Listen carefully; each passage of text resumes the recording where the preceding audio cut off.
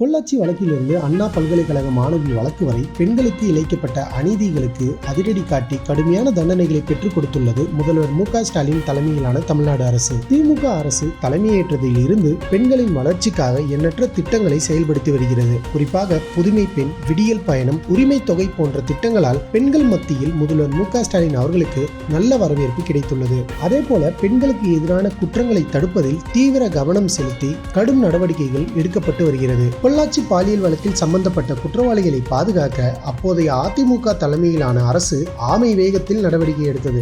ஆனால் திமுக ஆட்சி பொறுப்புக்கு வந்த பிறகு அந்த வழக்கில் விரைவான நடவடிக்கைகள் எடுக்கப்பட்டு குற்றவாளிகளை சட்டத்தின் முன்னிறுத்தி தண்டனை பெற்றுக் கொடுத்தது. இதன் மூலம் திமுக அரசின் மக்கள் செல்வாக்கு மேலும் உயர்ந்துள்ளது. இந்த நிலையில் கடந்த ஆண்டு ஞானசேகரன் என்ற நபர் அண்ணா பல்கலைக்கழக மாணவியிடம் பாலியல் அத்துமீறலில் ஈடுபட்ட சம்பவம் தமிழ்நாடு முழுவதும் பேரதிர்ச்சியை ஏற்படுத்தியது. இந்த வழக்கில் உடனடி நடவடிக்கையில் இறங்கிய தமிழ்நாடு காவல்துறை ஞானசேகரனை கைது செய்தனர். மேலும் கடந்த ஜனவரி மாதம் 5ஆம் தேதி ஞானசேகரனை குண்டர் தடுப்பு சட்டத்தின் கீழ் சிறையில் அடைக்க பெருநகர காவல் ஆணையர் உத்தரவிட்டிருந்தார். இந்த வழக்கில் தினந்தோறும் சாட்சி விசாரணை நடத்தப்பட்டு காவல்துறை தரப்பில் 29 சாட்சிகள் நேரில் ஆஜராகி நீதிமன்றத்தில் சாட்சியம் அளித்தனர். குற்றச்சாட்டை நிரூபிக்கும் வகையில் காவல்துறை தரப்பில் சுமார் 75 சான்று ஆவணங்கள் நீதிமன்றத்தில் தாக்கல் செய்யப்பட்டது. இப்படி விரைவான நடவடிக்கைகள் எடுக்கப்பட்டதன் மூலம் தற்போது இந்த வழக்கில் தீர்ப்பு வெளியாகியுள்ளது. இந்த வழக்கில் கைது செய்யப்பட்ட ஞானசேகரன் குற்றவாளி என சென்னை மகளிர் நீதிமன்றம் தீர்ப்பளித்துள்ளது.